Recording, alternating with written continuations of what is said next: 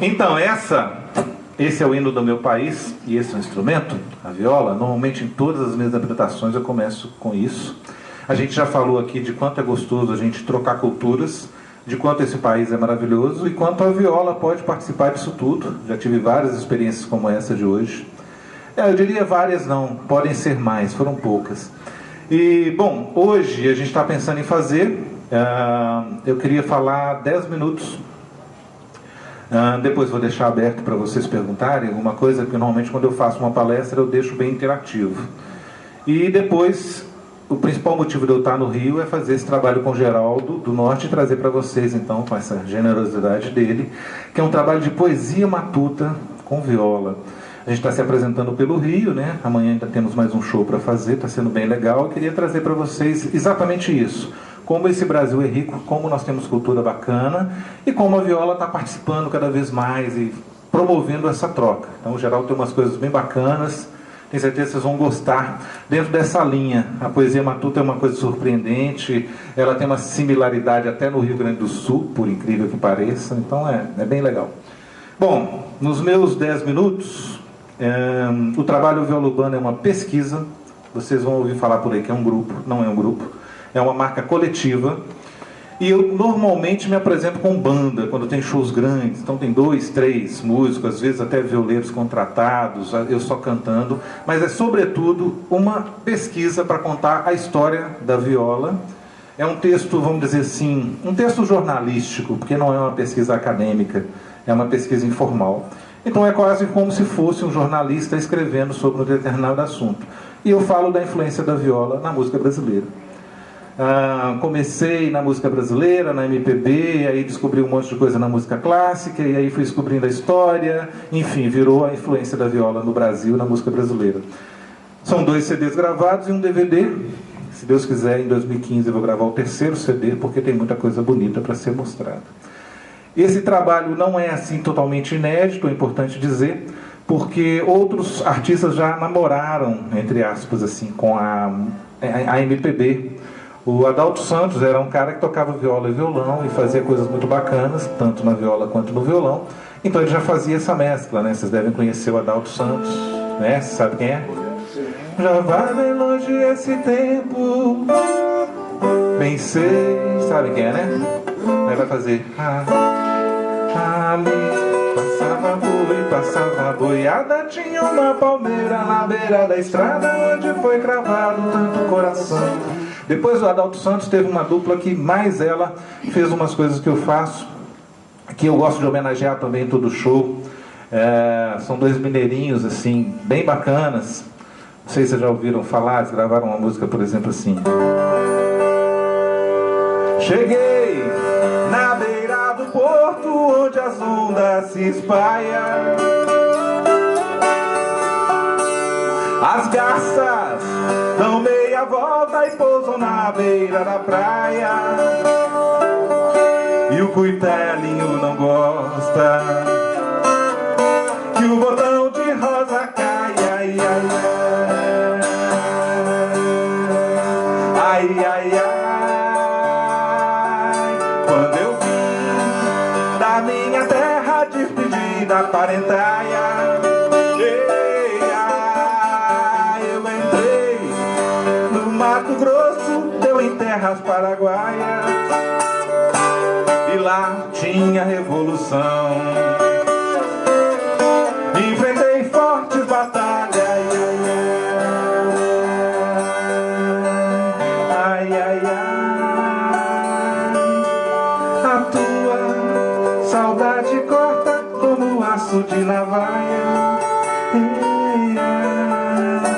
o coração fica aflito, bate uma outra faia, e os olhos se enchem d'água, que até a vista se atrapalha. Ai, ai, ai, ai, ai, ai.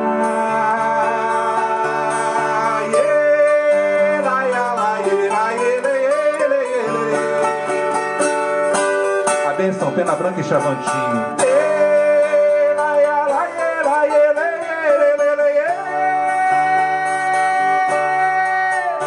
Vou pegar baratinho e vou ponhar numa medalha. Com seu vestidinho branco e seu lenço de cambraia, vou pendurar bem no meu peito, onde o coração trabalha. Ai, ai, ai.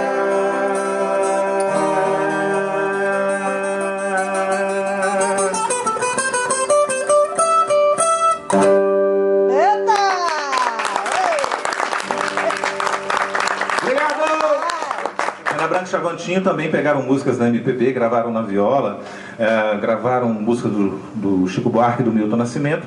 Enfim, eu procurei registrar músicas além do universo caipira, que tivessem influência dessa viola, e mostrar a viola em outros canais, em outras competências, até mesmo para atrair essas pessoas, para quem gostava muito de MPB.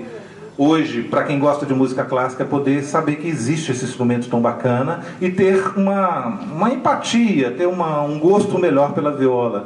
Não sei se você sabe, mas a viola já teve problemas de ser assim, um pouco mal aceita até na sociedade, né? A própria fama de pactos e essas coisas, etc., afastou um pouco, né? E antigamente diziam que a viola é um instrumento rústico, que não se podia tocar qualquer coisa, limitado, etc. E a gente luta contra isso hoje, né? Então muita gente fala, a viola é assim, você toca, metade do tempo você fica afinando e metade você toca sem afinar. É mentira. É mentira, porque nós temos grandes luthiers e temos fábricas sensacionais que fazem violas de qualidade, que afinam, sim. Então essa questão é uma coisa que eu nunca falo, nem por brincadeira não falo, porque a viola hoje tem que ser mais respeitada e é isso que a gente busca. Né? Até fora do estado da gente e tal, a gente busca pensar isso. Olha, a viola não é aquela coisa pequenininha, ela tem que ser muito respeitada. Acho que vocês sabem que é o primeiro instrumento, falaram aqui cordofônico, né? Uma palavra complicada, prefiro dizer um instrumento de acompanhamento. E sim, ela foi usada para atrair os índios com esse som maravilhoso e para cantar com os índios, e ensinar os índios e aprender com os índios a cantarem. E foi assim que começa o Brasil. A catequese do Brasil começa nos braços desse instrumento. Então, no nosso país, eu acredito que não tem outro instrumento tão importante. Sobretudo porque ele começou aqui, nos primeiros anos da colonização, e porque continua e está cada vez mais forte, né? Eu tive a experiência de fazer encontros como esse, não fazer, mas participar de encontros como esse em Natal, no Rio Grande do Sul, em São Paulo. Onde mais? No Mato Grosso do Sul tem uma orquestra sensacional lá de viola, não só de viola de coxo, mas de viola caipira também. No Mato Grosso do Sul foi muito legal. E é a mesma coisa que a gente fala, a viola está crescendo cada vez mais. E o que vai fazê-la crescer é a gente se unir, se juntar por esse bem comum. Bom, o que eu preciso de dizer é o seguinte, vocês vão ouvir por aí, primeiro eu falei, né, que viola urbana é um grupo. Não é. Viola urbana é uma pesquisa. Vão falar por aí que eu não sou violeiro. Aí, por favor, vocês digam que eu toco algumas músicas na viola, tá? Não toco bem, mas a gente toca alguma coisa. Na verdade, tem cerca de 30 e poucos anos que eu tenho tentado aprender a tocar esse instrumento, além de outros que eu toco, né? Vão dizer por aí também que eu não sou da viola porque eu toquei MPB. Olha, falem para mim, por favor. Pena Branca e Chavantinho também faziam. E para mim são grandes ídolos, assim. Não desfazendo de mais nenhum outro, mas pela simplicidade eu tive o prazer de conhecer o Pena. E pelo que eles fizeram, que eu acho que eles nem têm noção do quão é importante o que eles fizeram. Quando eles gravaram Chico Buarque e Milton Nascimento, O Cio da Terra. Aqui a gente tem mais de 15 alunos, né? Todo mundo conhece o Cio da Terra? Sabe quem é? Já deve ter cantado como o Pena, né? Tá. O Cio da Terra é uma música em menor, em tom menor. E na simplicidade de Pena Branca e Chavantinho, eles passam para tom maior e fica tão bonito quanto. Ela é bonita em menor e bonita em maior. Eu tive a oportunidade de gravar no DVD, Pesquisa Viola Urbana. Eu gravei essa música com a primeira parte em menor e a segunda parte em maior, em homenagem a eles, e lógico, a Chico Buarque e Milton Nascimento. E quando eles fizeram isso, eles trouxeram milhares de fãs desses dois grandes nomes, né, Chico e Milton, para o universo da viola. E talvez eles não tenham nem noção, eles achavam que ficava bonito fazer daquela forma, né? Debulhar o trigo, recolher cada bago do trigo, forjar do trigo, milagre do pão, e se fartar de pão, lererê. Eles achavam bonito fazer e realmente era muito lindo, mas era artisticamente muito lindo e muito importante. Isso que eles fizeram, óbvio que eu não quero ser tão grande quanto eles, mas eu fiz também com várias outras músicas e pretendo terminar o registro, pelo menos chegar ao 3º CD e um DVD gravado sobre a pesquisa. Exatamente para dar a minha colaboração para a viola. Sabe por quê? Porque eu não sei falar nada de mundo caipira. Eu não sei. Se me falasse como é que você cuida de terra, eu não sei. O que eu sei é da viola, um pouquinho de viola, um pouquinho de música brasileira. E aí eu não quis fazer uma coisa de mundo caipira para ser mentiroso, porque eu acho que a vida caipira não tem nada a ver com mentira. Vocês concordam comigo? Eu queria ser autêntico. Então eu falei, olha, vamos fazer o seguinte, vai fazer uma entrevista para o rádio? Tá. Vamos falar de MPB? De MPB eu conheço um pouquinho. Vamos falar de como que a viola influenciou a MPB e que pouca gente fala? Eu sei falar um pouco sobre isso. Eu sempre quis ser autêntico e o exemplo disso vem exatamente do mundo rural, do mundo caipira, onde a gente não precisa de assinar nada, onde o fio do bigode vale, onde o que se fala se cumpre. E onde se é autêntico, onde não se fala mentira. Então foi isso, como eu digo em algumas letras das minhas músicas, uma pelo menos. Essa é a roça que eu planto, que é falar a verdade. Então algumas pessoas vão falar de mim. E vão falar também que eu sou marrento, para usar uma palavra carioca, né? Que vocês entendem bem. Isso aí vocês podem dizer que eu sou marrento mesmo, sou chato pra caramba. Isso pode... Olha, ele é chato. Eu sou mesmo. Sobretudo com essas coisas. Se falou comigo, tem que cumprir. Se não cumprir, eu vou ficar chateado. E, enfim, vai por aí, né? E se falar bobagem perto de mim, eu não deixo falar e tudo bem. O resto das coisas eles vão falando e a caravana vai andando. Já passou meus 10 minutos aí? Acabou meus 10 minutos? Não? Não. Não? Tá. Dentro da minha palestra, que é uma parte... esse pedestal aqui, ou eu, ele, um de nós dois vai brigar até o final do dia aqui. Bom, dentro da parte da palestra, vou fazer rapidinho com vocês, só um trechinho, tá? Bom, nós estamos falando aqui com mais de 15 alunos e os familiares e conhecidos também acabam entrando dentro desse meio. Vocês que já são alunos, já estão tocando viola, sabe qual a diferença entre o violão e a viola? Ninguém sabe. Em que sentido?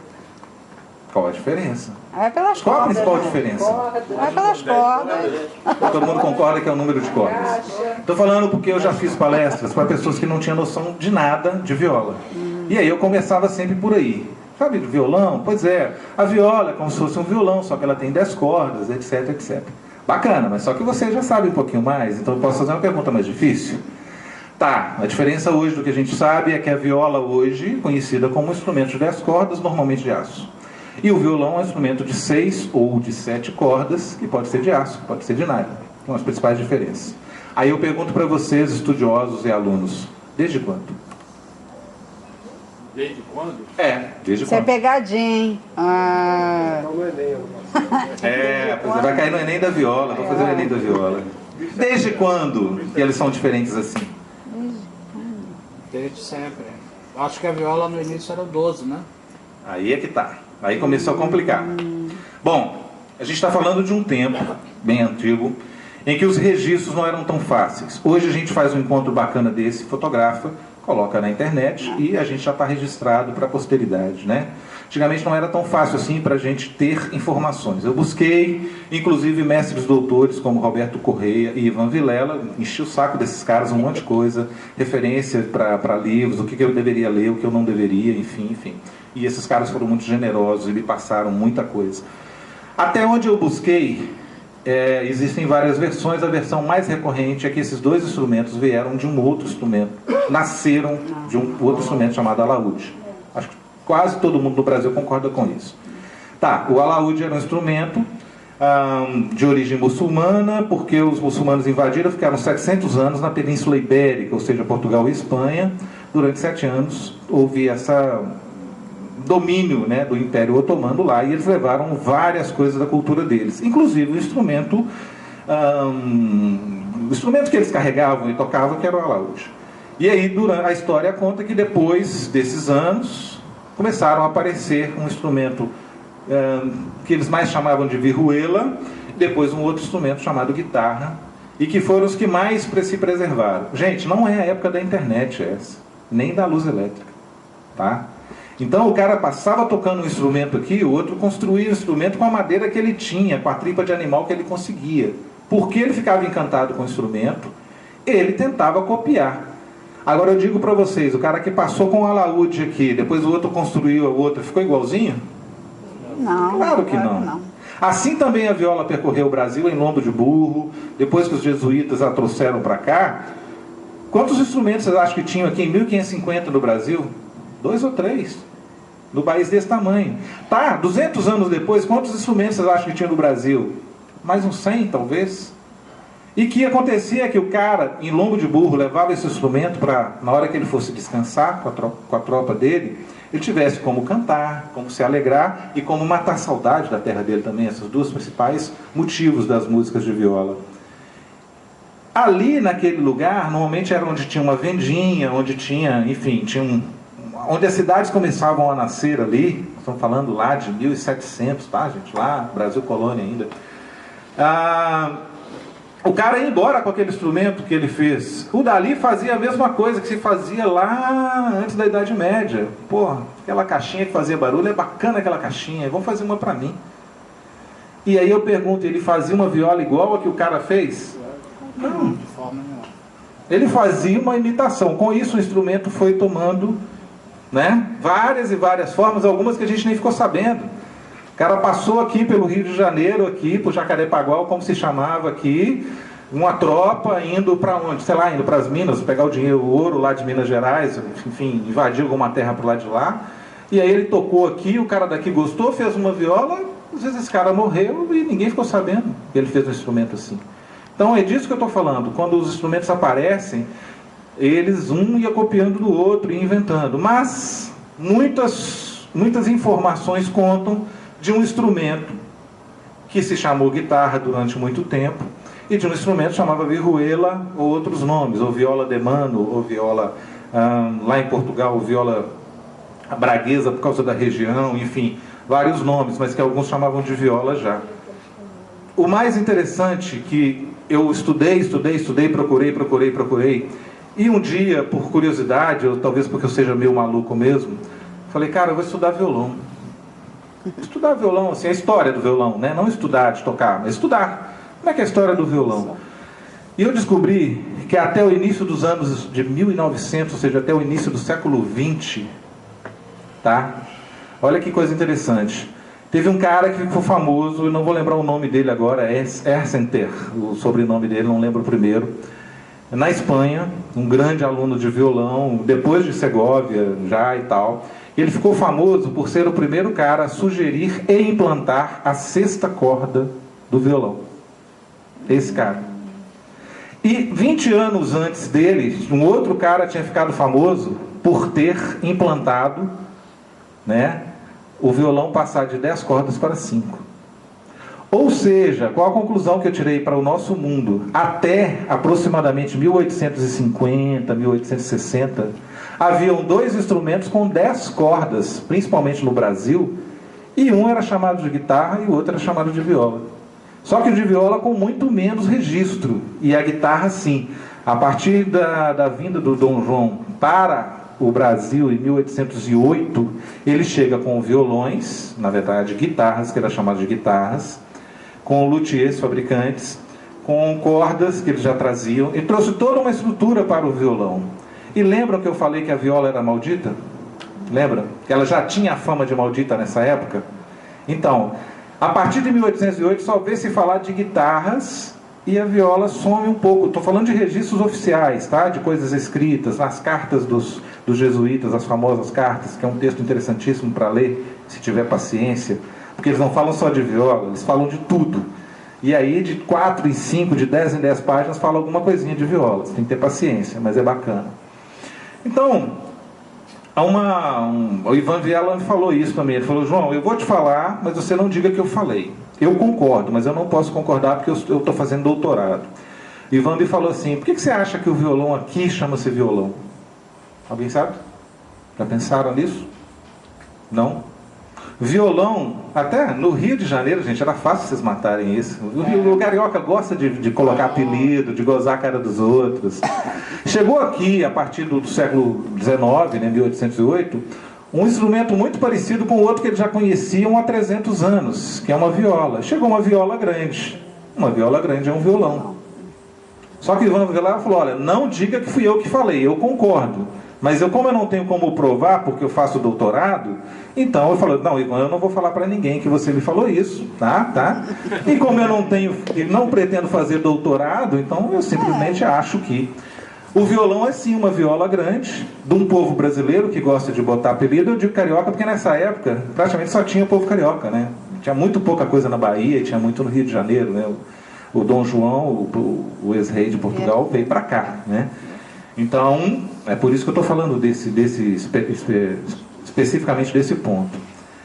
Era um violão, era uma viola grande. Mas eles continuam como 2 instrumentos de 10 cordas até quase 1900. E isso é muito interessante. Primeiro, quando vocês viram um cara tocando violão e falam assim, pô, esse cara não tocou nada, porque ele não toca viola. Segundo, quando vocês forem pensar como que esse instrumento se desenvolveu e que nos últimos anos ele está meio bloqueado. Porque hoje você vê uma viola sendo fabricada em qualquer lugar do Brasil, vou falar só do Brasil, pela internet, você faz uma praticamente igualzinha, né? Porque você tem a referência, antes não tinha, e eles vinham crescendo. Mas então, a minha dica de hoje é isso.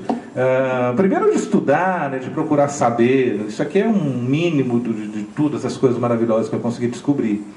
E a outra coisa é essa, respeitar, porque de repente muita gente achava que era violão que estava aqui no Brasil e era viola, e eram 2 instrumentos de 10 cordas. O importante é que sejam os instrumentos, né, que os instrumentos reflitam a nossa regionalidade, as coisas que a gente faz, mas nem sempre o que a gente acha, sabe?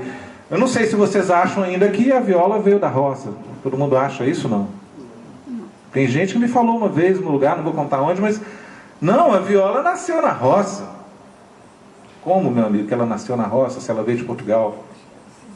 A viola de coxo, a viola de coxo. A viola de coxo passa por aquilo que eu te falei, que eles iam fazendo com o que tinham, e já havia uma técnica de fazer coxo para animais naquela região, e eles simplesmente aproveitaram a terra, né? Que era escavar uma madeira maciça para fazer coxo. Eles só escavavam e resolveram colocar uma tampa para ficar igual a caixa mágica. Então ela vem mais ou menos dessa história, de passar um tropeiro tocando e levar, né?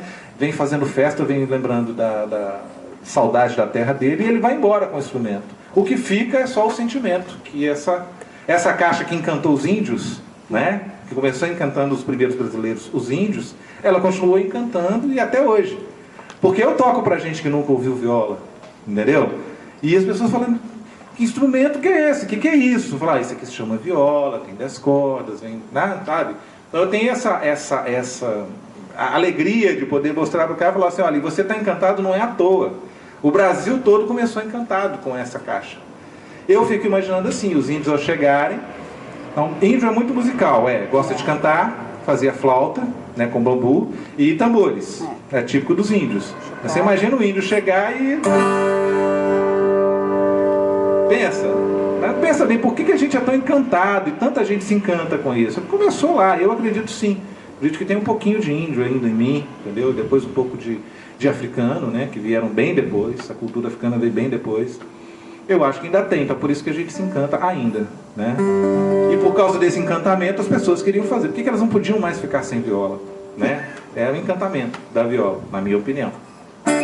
Agora está começando a terminar o prazo de vocês perguntarem. Perguntem agora ou então mandem pela internet, por e-mail, pelo Facebook. Aqui no Rio, viola é sinônimo de violão. Sim. Né? Em outros estados é assim também? Então, esses 2 nomes, eu falei o negócio do violão, porque é muito comum no Brasil isso, sabe?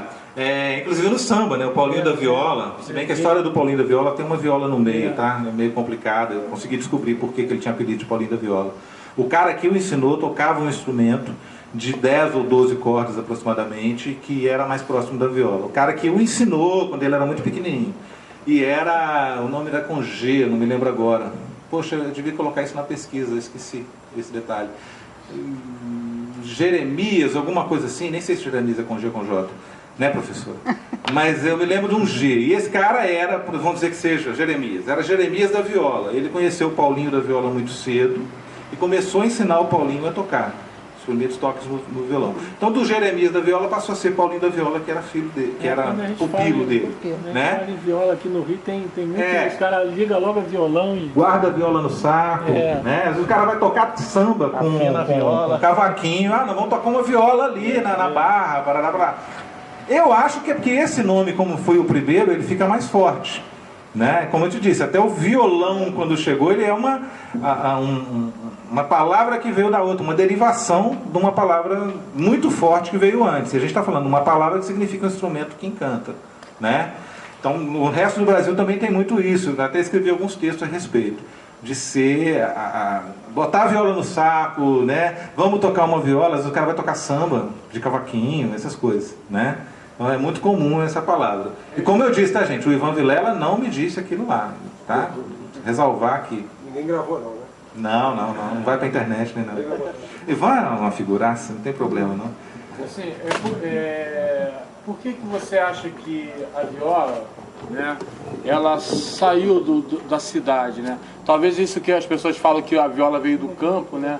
É porque teve essa impressão, porque a gente sabe, a gente que estuda viola, a gente sabe que a viola era do meio urbano, né? Que se tocava no Rio, se tocava...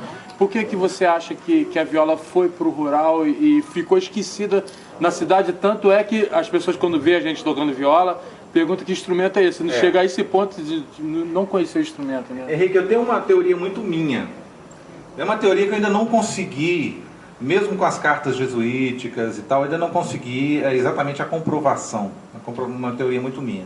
Essa teoria, por exemplo, o Ivan Vilela falou que não tem nada a ver. Eu falei, então é por aí que eu vou, porque onde você já estudou, eu não quero estudar, eu vou para outro caminho. Tem uma teoria tão minha que eu pretendo um dia escrever um romance, porque num romance eu posso colocar as ideias sem precisar de comprovar. Esse que é o problema, a chatice da pesquisa. Por isso que eu falo, não é uma pesquisa acadêmica. É como se eu fosse um jornalista, e jornalista escreve muita bobagem. Então tudo bem, eu escrevo bobagem, mas eu falo sobre esse instrumento. Aí o outro entra no site e tal. Bom, a minha teoria, ver se eu consigo resumir, eu falei alguma coisa dela esse ano, em abril. Eu estava descansando e no dia 19 de abril é dia do índio. Vamos história de... aulinha rápida de história para todo mundo. 19 de abril é dia do índio. Dia 22 de abril é... Descobrimento do Brasil. Como é que é? Descobrimento do Brasil. Descobrimento do Brasil, muito bem. E 23 de abril? Dia de São Jorge. Não. Peraí, carioca, porra.